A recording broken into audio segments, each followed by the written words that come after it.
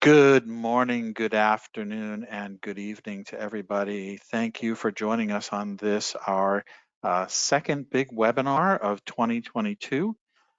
We are focused today on optimizing usage and consumption-based models with BRIM and RAR. And I am really excited today to have two fantastic people to talk about this subject as our guests. Sarah Thompson, who is our senior solutions engineer. So welcome, Sarah. Thanks, John. Glad to be here. Yeah, great to have you. And we are so excited. Chris Lademan from SAP, who is a recognized expert and has done so many of these projects and demos at SAP. Chris, we are so excited to have you here. Thank you for joining us. Thank you, John.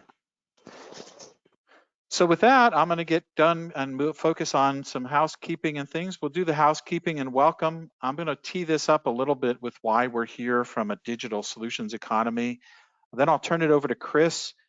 Chris, I know you have a few great slides that help provide some context around the BRIM and RAR and what we're doing from that perspective as a Bramasol SAP partners. And then Sarah will take over from there, show everybody kind of how that looks and show you that BRIM and RAR actually do integrate together and give you a sense of how that works. And then we'll wrap it up. So I know everybody's eager to get started, but real quick, housekeeping. The session is being recorded. We record all of our sessions. We've done almost 200 webinars in the past 7 years. So we're excited. Go check them out. They're on our website. Go ahead and do that. Feel free to ask questions throughout the webinar. We have both Chris, Sarah, and myself here. We can answer some questions. If we can't answer your question online, we promise we will follow up with you directly.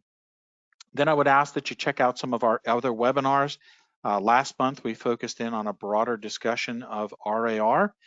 You can learn about the newest and latest features from Dr. Gerald Wellenhofer from the SAP team in Waldorf and learn more about those. And then next month, we'll have some more follow-on webinars focused really in on continuing this conversation of the digital solutions economy. Feel free to contact us through bramasol.com, Facebook, LinkedIn. We'd love to have you join our conversations. You can check out a whole ton of our content on YouTube. We have 100 plus videos up there on all sorts of SAP finance subjects that I think you'll find interesting, as well as customer stories from customers we've had over the years, like Hewlett-Packard, Amgen, OpenText, and many others. So go check those out. And finally, if you enjoy podcasts, we have a number of podcasts out there that you can subscribe to either via Apple iTunes, iHeartRadio, or other mechanisms. So with that, I'm going to move into the digital solutions economy. So why are we here? Well, we are here because we know that customers like your customers in the B2B environment and even in B2B2C environments are seeing a new way that customers want to engage with them. They want an end-to-end order to cash, quote to cash solution in which things are driven on their terms. Your customers, whether they're B2B customers or they are end consumer customers, want you to have a unique experience, a custom experience, and a unified experience across all of these dimensions. First, they want to engage with you in a way that they can, you recognize them, or maybe they don't want to be recognized. They want a dynamic solution creation where they're creating the bundles, they're creating the orders, taking advantage of discounts and things that they have available to them, and they want to push a button, the easy button. They want flexible delivery and fulfillment, whether it's physical goods. I think of companies like Amazon is a great example of delivery of physical goods, where you can order them and decide when and what you want delivered where and when and how. But you also have flexible fulfillment. If you are like any of us, you do streaming content, you buy packages online, you want to decide what are you entitled to and create bundles. Maybe you're a big sports nut and you want to bring that together. Maybe you're a DIYer and you want DIY channels, or you need a blend of all of that. You want to decide that. You want to billing and invoicing unified that works for you. Maybe not the same single bill, but you want a way to determine how that billing and invoicing comes, flexible payments and collections, and then you want people to manage your privacy, security, and risk. You want to make sure that you feel comfortable with that. And you want it all in a simple, easy to use, access from anywhere with helpful suggestions. So we've been working with SAP on a model that does exactly that. And this is our digital solutions cycle. And what we do is we have worked with SAP on really positioning different ways in which you, as a business, can offer these solutions to your customers. And you can approach this as a holistic view, or you can take it one thing at a time. We find that customers often want to understand the vision of this digital solutions economy, but have different on-ramps and off-ramps. So you can choose to pick on commerce solutions. SAP has a complete set of commerce solutions, commerce for cloud. We're going to talk about BRIM today and solution order management, CI/CD, different ways to integrate. And we have an entire list of all of these that you can go through. We have some videos for you to check out. And of course, you can get that either on your own, or you can choose to use SAP's Rise with SAP platform to help you really focus on the business aspects of that. Fiori UI UXs have been designed to allow you an integrated approach and easy access. And of course, you want to manage data integrity and integration via tools like convergent mediation from Digital Route. So again, this is a holistic solution that you can take various on-ramps and off-ramps with, and is why we're here today, because we've been partnering with SAP to kind of walk around this solution cycle. So with that, I am going to turn it over. Chris, I'll drive, and you can introduce yourself, and then we'll take on, let me know when we need to change slides. Excellent, thank you, John. Thank you all for your time today. I have been with SAP for a number of years and generally focused within our order to cash space, or order to cash solutions, really starting back, a while back with CRM. And today progressing sort of closer and closer to the core of what SAP is around financials, but via that order to cash stream. Why don't we go ahead and bump it forward a slide.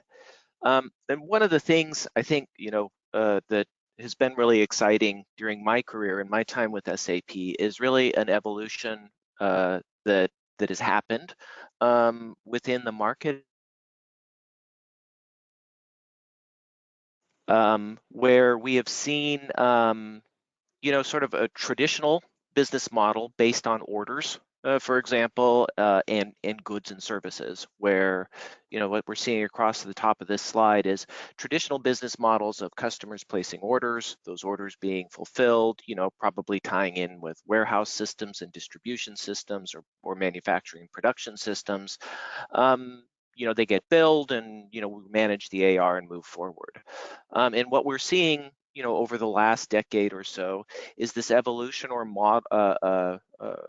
trend towards outcome or service types of business models, where customers subscribe to something and are entitled then to access certain types of services or receive certain types of services, and they're billed periodically, perhaps based on simply a recurring fee or based on consumption or a combination of both of these things.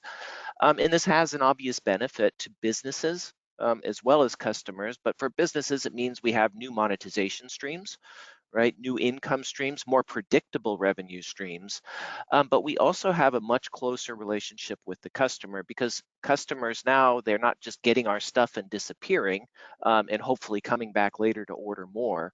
Every time they're using our offerings, we can see that that's happening as solution providers. We see what customers are using, when they're using them, what they like, what they don't like, and we can evolve our service offerings from that. So really there's a lot of benefits to businesses to be able to embrace or adopt these types of business models. Let's go to the next slide. There we go.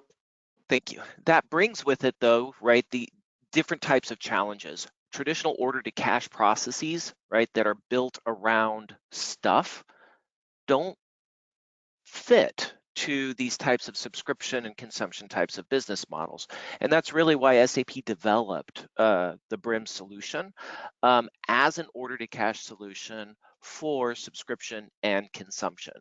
It lives in S4 along with, SD or sales in service in project systems, right, which are other order to cash processes within S4. BRIM is another flavor of order to cash that resides within S4 and works with these other processes and with these other streams. But it is designed to be able to address these challenges that are unique to subscription and consumption. One of those challenges being around monetization models.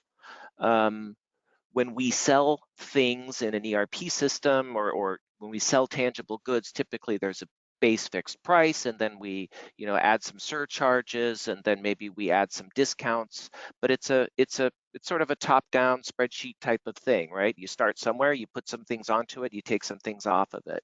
When we get into services, though, we get into maybe there's a recurring fee, but that recurring fee may include some amount of usage. The usage would then have some amount of overage, right? If you go beyond that limit, the overage pricing might be tiered depending on the consumption of overage, and maybe the overage, maybe if you do a certain amount of overage, that could come back and reduce your recurring fees. And these types of relationships and monetization models are difficult, if not impossible to do, utilizing traditional pricing methods. And BRIM has different pricing mechanisms and capabilities to be able to address those types of requirements. Another aspect of it is the contract piece of it. When customers subscribe to services, they are subscribed, right? There's a contract that's involved in that. The contract will specify things like what you have subscribed to, how you're going to monetize it, what the bill cycles and billing terms are, what the payment terms are, maybe even payment instrument information. And these contracts will evolve and change over time. We'll up the number of users or reduce the number of users, change the configuration of our service offerings and the options we've selected, add new items to it, deal with the co-terming maybe that's involved in adding or removing these types of things. And coming, a little bit forward, how that is going to relate to the revenue accounting that's associated with that as well. So as these contracts change, there's also revenue considerations to be had. Again, BRIM has really been developed to focus in on these types of contract management capabilities and manage their life cycles, as well as how that ties in with the revenue accounting pieces of all of this. We get into usage metering and transaction pricing, so high volumes of information. We start to see a real increase in data volume, as especially in usage environments, monetization starts to become much more granular. So we are monetizing lots of small things, but in high volume. A number of our customers, for example, monetize API services. If you're monetizing per API call, right, that's getting to fractions of a cent per call, but a lot of calls, right, a lot of APIs being invoked. So that's where we start to see volumes start to increase in the space, and BRIM is really designed to be able to embrace those volumes. We've run benchmarks where we can process 1 billion transactions end to end, right, from rating it to booking it in the GL and clearing it within a 12-hour period. So running that all the way through. So that becomes a big piece of it. And in conjunction with that, as we move to high volumes, we also have to begin to automate things. These processes need to be managed at volume automatically without human intervention. And then what provide the guidance for people when intervention is required. So if something does go wrong, if there is a payment that fails or a billing run that something doesn't go through right, that people can be engaged and alerted and also guided to a corrective course of action. The last piece of it gets into emerging business models, and so-called, we refer to them as platform business models or multi-sided business models, where in the context of a platform, there may be multiple parties involved in a given transaction.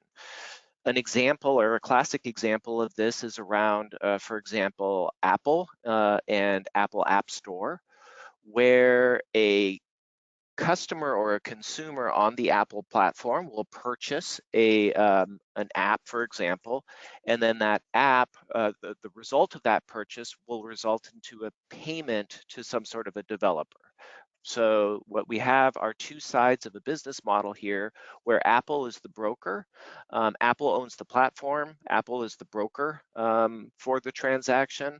But within the systems, we're able to bring in an event and split that event up into AR as well as AP out to multiple parties or other parties on behalf of that transaction.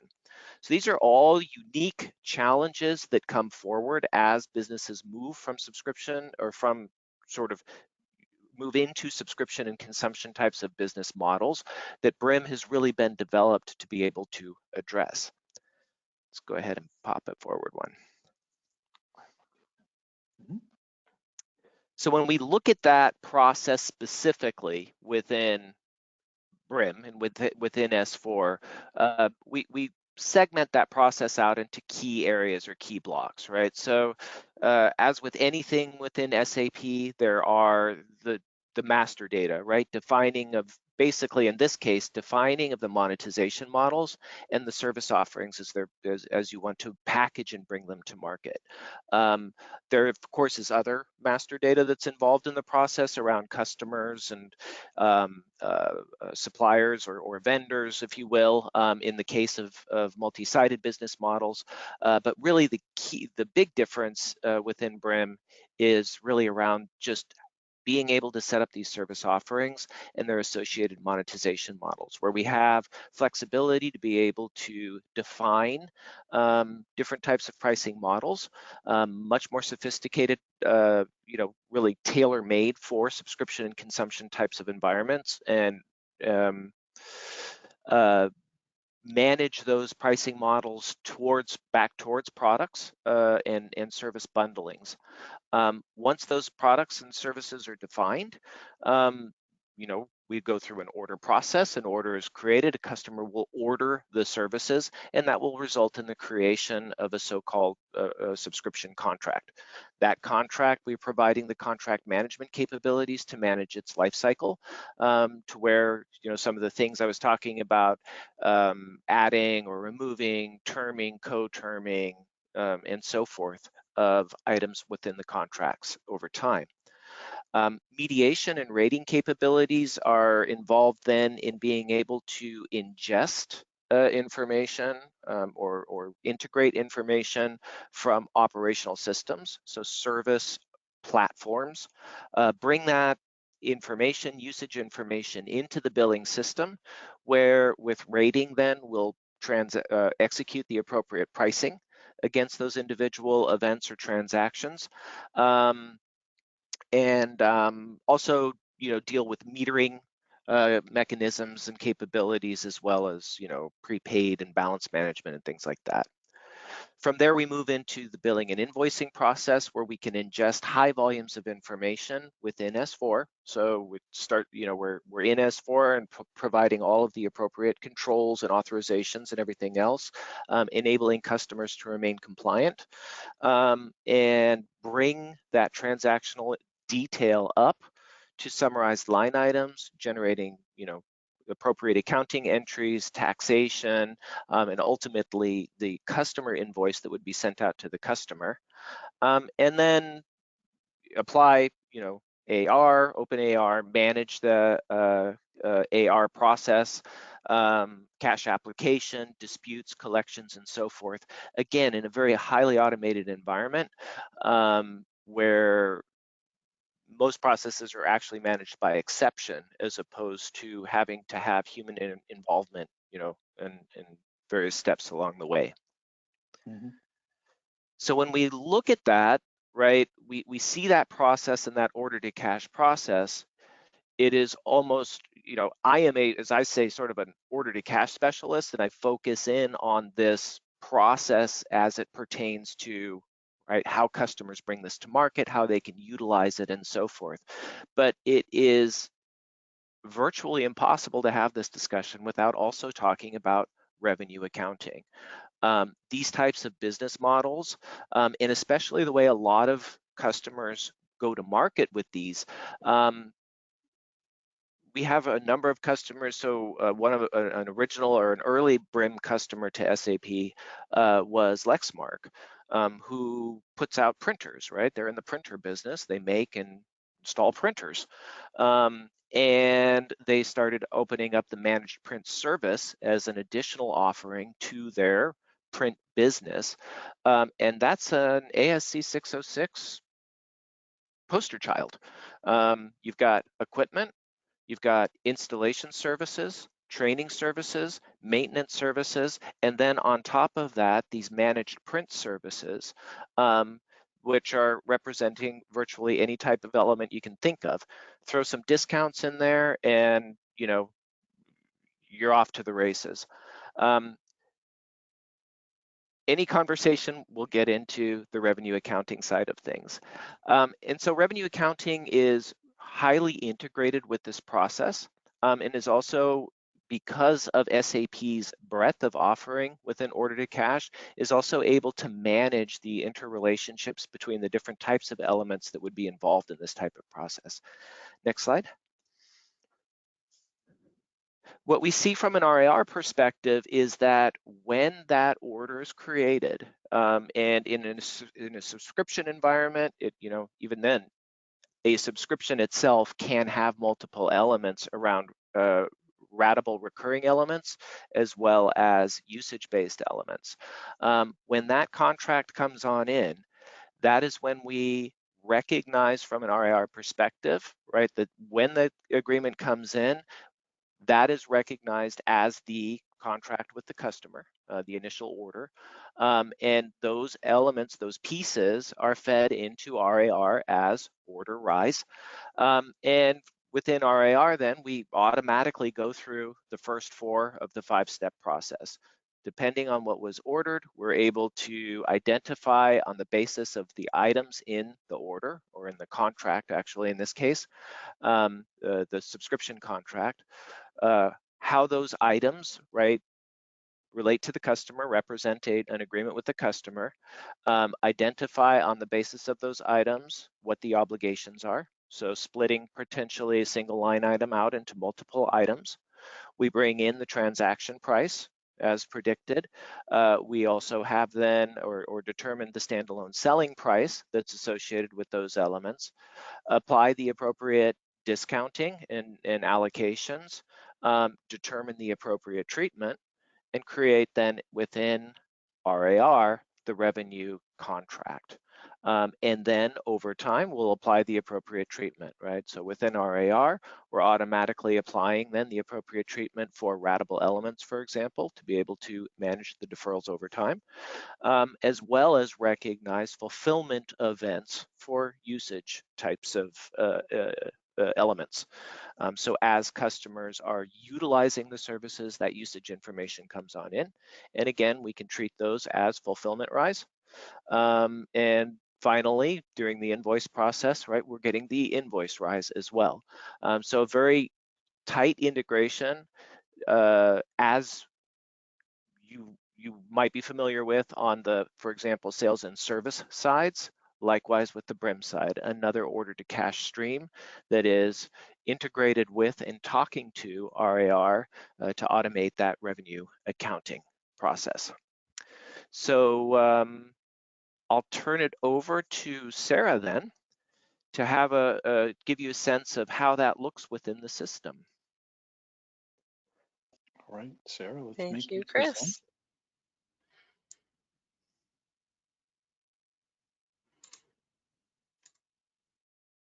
There you go.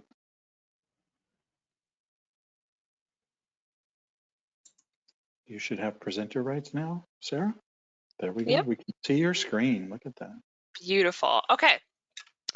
So thank you, Chris. Thank you, John. Let's get in and take a little bit of a sneak peek. We're not going to dive too deep into the BRIM solution, as that could be a long, deep dive. But I just want to showcase the integration between creating a subscription order, how that creates a provider contract, and that provider contract is utilized within those RISE, like Chris was saying, within the revenue accounting item monitor, to be able to create that revenue accounting contract. So for anyone on the call that's familiar with standard revenue accounting today, standard SAP SD, it's going to kind of work the same. So let's get into subscription orders. What would happen is you would have someone come in and create a subscription order like they would create any other order. So you'll come into your subscription orders and you'll be able to search across those orders to see all of the subscription orders that are available. So you can either create a new subscription order that is out there, or you can select from an order that is already there. So if I wanted to, I know I have a subscription order out there for one of my contracts. I can go ahead and select on my subscription order, and I'll show you guys what that looks like. So with that subscription order, you're coming in, you're able to see the high-level details for that subscription. So your sole to party that you're working with, so your customer that you're working with, this one is Bramasol Services, the processing information that's there. So we've got our sales order information, what the net value of that reoccurring contract is going to be. So because we're working with a subscription, we're looking at, we have $100 value for that subscription reoccurring. We can see down here that we are working with a subscription for cloud services. So we've got cloud services that we'll be working with, as well as the item that will be the product. So we've got our products that we have, the parties that are involved, the dates that we'll be working with. Starting the contract date is starting in February 8th, but we've created this contract starting in 2/11, so that's when we created it. There were some changes that were made to this contract. If at all there's any shipping information, so right now we're just looking at a software subscription. You could have other bill of materials within this order. So if we had hardware or services, we could add those as well into our order, but right now we're just looking at our one subscription. We can get into the price details if we needed to find a little bit further information here on the price that we're looking at, or billing information. So for the billing information, this is just going to give us high level bill key information for our order. Now what happens is all of this high level information in subscription order is then in turn going to go and create a provider contract. So this initial order sits out there and a provider contract is then created. So we have a provider contract, and that provider contract ties back to our original order. So we've got our business partner services, contract started at 2/8. For our cloud services, we can see the same general information from our order that was there, the contract account, so where are we going to be posting this, and the end duration, so when we'll be ending the contract. One of the key things I want to point out is that you'll also be attaching things like convergent invoicing. So the convergent invoice is going to drill in and directly take the invoicing from the sum order and from this provider contract, and going to create those invoices within revenue accounting and reporting. I'm actually going to pause there. Chris, I don't know if you wanted to add a couple points here on convergent invoicing, as we're not going to go too deep into the invoices throughout the really, on the invoicing side, within convergent invoicing, what we would be highlighting here are just that, right? Billings, billing cycle, billing schedule, and so forth, and any invoice level discounting that might be going on within that process. So at this level on the provider contract, it's simply highlighting things like, as a as you're seeing here, the billing schedule, if you were to click on the item itself, and discounts, charges, and so forth. The invoice process itself, right, is again within the BRIM world a little bit different or unique in some of the ways I talked about earlier with regards to being able to ingest high levels of transactional detail, referred to as billable items, and generate the summarizations and so forth within the invoicing process itself.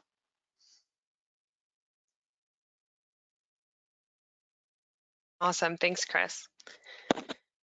So one thing you'll notice from this area from the provider contract is there is an items for revenue accounting. So this is where we see that initial tie into the revenue accounting order. So similar to an order type within SD, the SOM integration has an area for you to tick if it's relevant for revenue accounting. So these provider contracts that get created, as long as they're relevant for revenue accounting, that's how they'll flow through the RAR monitor. So we've got a reference here, so you can have a reference ID if you want to tie certain contracts together. So it can create a contract combination within the revenue accounting side. If you've got multiple provider contracts coming through, we can tie those in together as well. And then the transaction price. So we're looking at $100 per month, bringing us to a total of $1,200 for the year. So what happens is we've got our provider contract here. So 22 is going to be our provider contract. Normally what would happen is this would automatically create a revenue accounting contract. And I'm just going to quickly go in and show you behind the scenes what that looks like from a revenue accounting's perspective. So we'll come into our revenue or our provider contract within the revenue accounting side. All of this has been processed already. It processes it all the way through. But I can come in and show you actually what gets brought in from the RAR monitor from the BRIM side. So we've got here, we've got our line items, we've got our original order that takes place, then we have a fulfillment, and we've got some bills. So it looks like we might be doing some billing as well, or some of the invoices that have come in. What we have is we've got our contracts out there for local GAAP and IFRS. This is telling us, the CA is telling us that this is coming from our provider contract here. We've got our header details. If at any point in time you come in and you wanted to see where that information came from, you can drill into the actual provider contract itself, or I can drill back into my revenue accounting contract. So this is going to be all the key information that comes over. We can see we've got our reference ID here from our provider contract, the business partner information, and everything that is attached from the BRIM side into revenue accounting. So when I select my revenue accounting contract, this is going to make me log in. This is going to take me into my revenue accounting contract performance obligation structure. So what we can see here is I actually have a contract. So I came in and I clicked on the contract for our item 22. What we actually see here is based off of another contract, another provider contract that was created. It's actually going to combine the two. So there was another contract created after 22 that must have had the same reference ID. And now we've got a software and a service provided in our contract. So we have our original performance obligation that has that $1,200 value. It looks like the other one does as well. So we've got our standalone selling prices and what the actual allocation effect is. We've also seen some invoices come through. So we've got an invoiced value here. What we can see is as we scroll into our revenue schedule, we'll be able to see the breakdown of those months of software and service based off the contracts that we have. And this is where we can tie in that different usage. So right now, this is just looking at over the life of the contract what it is going to be, but you can bring in the usage from the BRIM solution as fulfillment, as well as the invoice, the convergent invoicing can be brought in as well. I'm going to pause again, and Chris, if there's any additional key points you wanted to add here on bringing in the usage information. On the usage side of it, so it would also, Other capabilities or other items that might come up or commonly come up in the context of subscriptions and the revenue pieces would be potentially usage information. Usage may include estimates of usage, which would be set up again as another obligation, but based on some sort of a fulfillment event. Fulfillment rise would also flow in from the billing system at that transactional level, potentially at that transactional level. So individual events could be coming in as individual fulfillment rise, and then being assigned also back to the appropriate obligation for recognition purposes on the revenue contract. That can also be summarized, and there are definitely good scenarios, right, where if we have really high volumes of transactional details, the integration between the billing system and RAR allows us to be able to basically summarize all of that before it actually hits the fulfillment rise, or before it's transitioned into fulfillment rise, just as a way, again, to sort of balance out some of the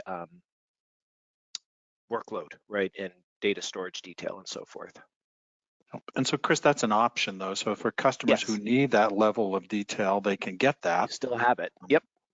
And you still Absolutely. have it. And then, of course, what I'm hearing and is important is that's an automated flow, right? There's an automated process. It's not like if I were using a standalone solution.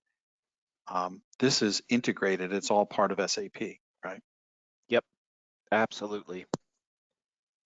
Terrific. There was one question on something like this. So I'm going to try and see if I can grab that question real quick while we're going. Come on. So how does the POB, what kind of a fulfillment is it? Is it an event-based, time-based? There was a question about that. In a usage scenario, is there a dedicated obligation fulfillment type? I don't see the full question.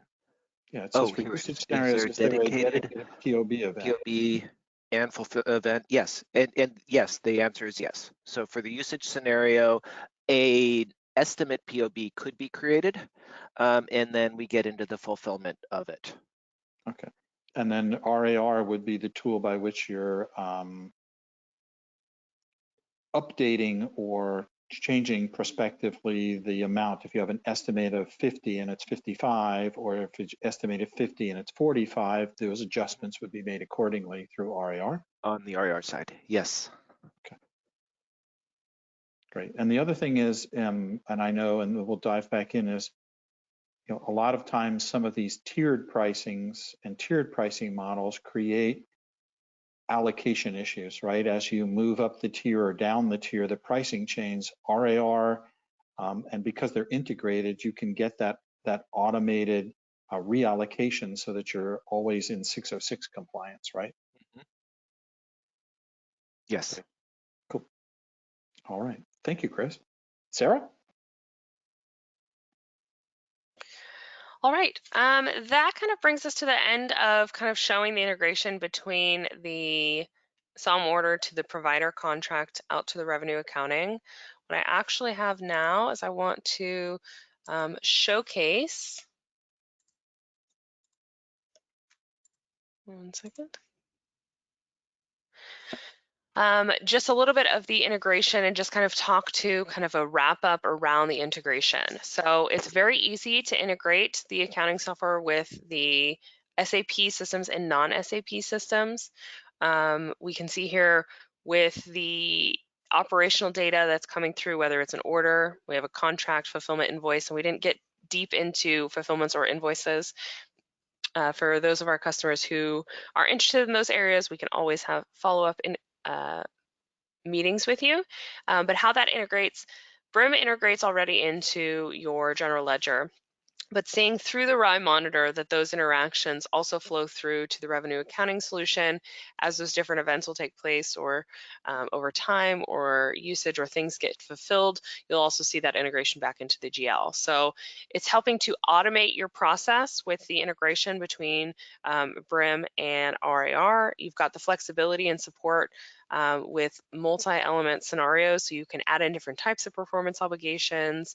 You can have multiple SOM orders feed into revenue accounting contracts, and then it simplifies compliance, because at the end of the day, it is built specifically to handle new converged US GAAP and IFRS standards. So revenue accounting has already been able to handle that solution, and BRIM has been around handling our subscription orders and contracts out there. So putting those two together with the automated integration is just one step closer to bringing your revenue process full circle.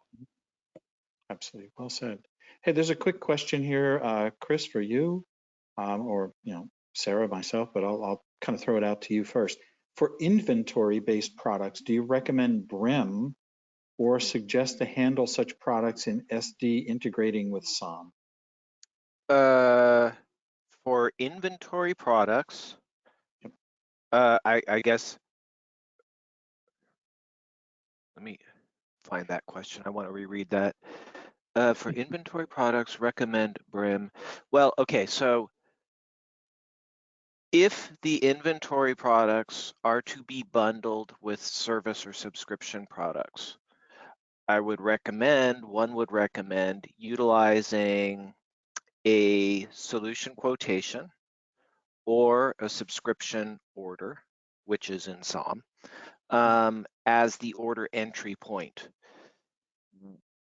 That's your single order entry point, and that is also what then in RAR becomes recognized as the originating document, or the reference ID.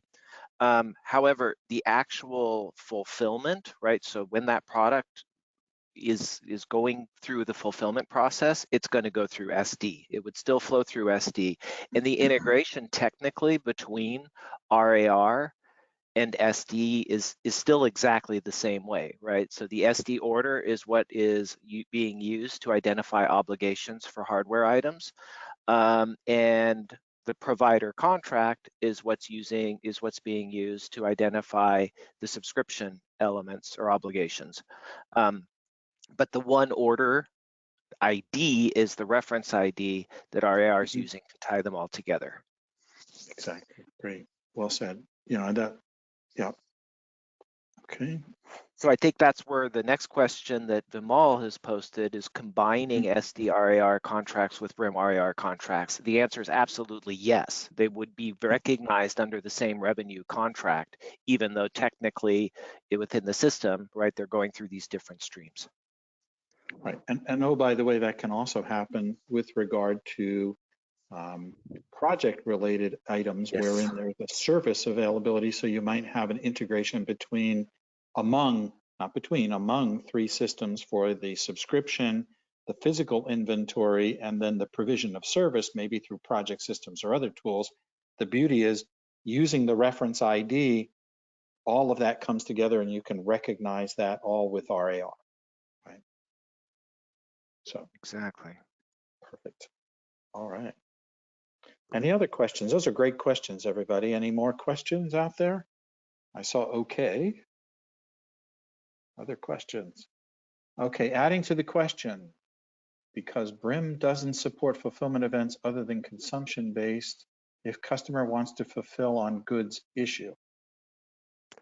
Then that's a standard SD goods issue. Standard SD. Yeah. So the goods issue is recognized as a event. A fulfillment event. A fulfillment event. Absolutely.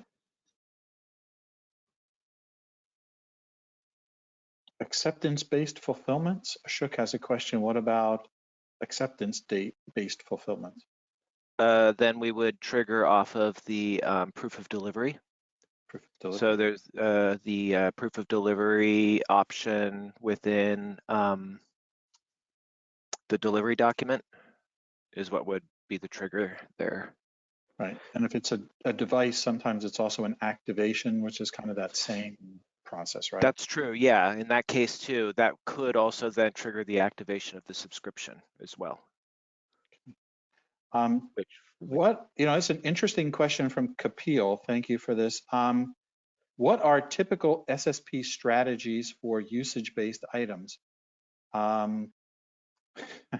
There are a lot of different strategies. Maybe Chris, you can comment on that, but at Bramasol, we have a process and tools built specifically for SSP because those strategies can vary customer to customer. But maybe Chris, you can share your insights. Actually, it would fall back on a lot of the same strategies that you're familiar with probably today. There's an art to SSP, and it's difficult for me to really think of a standard or typical approach on the usage side of things. Yeah, we do have a white paper out there if you're interested, Kapil, on SSP. And of course, on my staff, my team, Julio de la Costa, and a few others, we've done a lot of work with the SAP team around SSP and strategies for SSP, whether they're for usage-based, product-based. Of course, you have SSPs as they relate to complex products, wherein they might have multiple entitlements or fulfillment events related to those entitlements. So it can be a fairly complex subject, whether you choose to use a fair value or market-based approach, a residual approach, or just you kind of do cost plus. So a lot of those depends.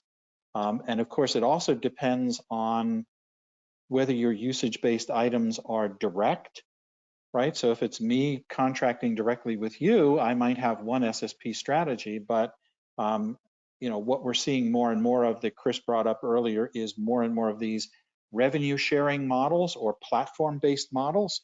And so your SSP strategy for a platform-based model, I think Chris talked about Amazon or Apple.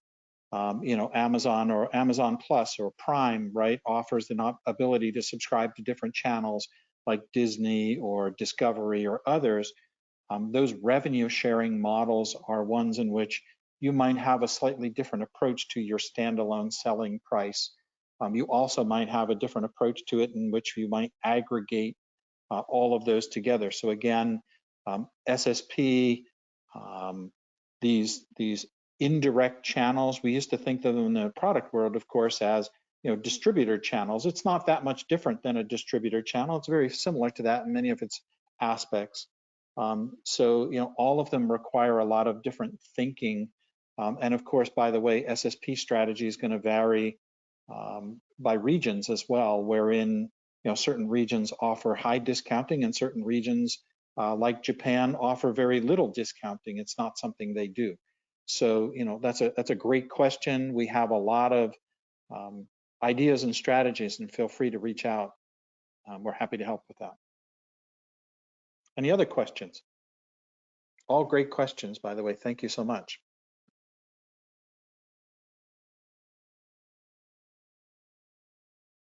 Does BRIM support BRF Plus for pricing plans and rules?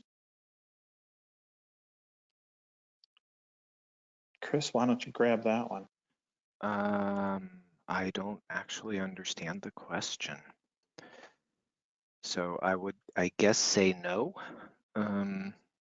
Yeah, aren't most of the plans built in BRIM? So all of your usage plans, your pricing plans? Yeah, the pricing plans.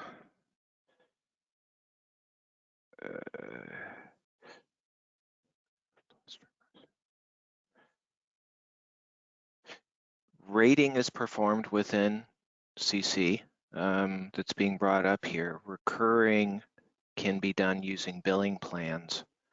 While defining price plan in BRIM, is there an option to use? I'd really want to take that one offline. Yeah, that's a little bit more complex to better understand. Yeah. All right, so Kapil, why don't you follow up with us and we can help answer that question. Great. All right, so we've got about 5 minutes left, everybody. Take another moment.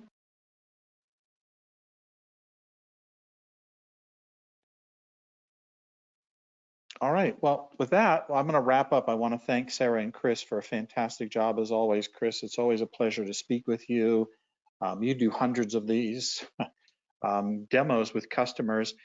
From your perspective, when you think of BRIM and RAR together, what's the big, I call it the big so what? What do you think is the one thing you want people to walk away with from here to thinking about this digital solutions economy, this digital Just economy? one?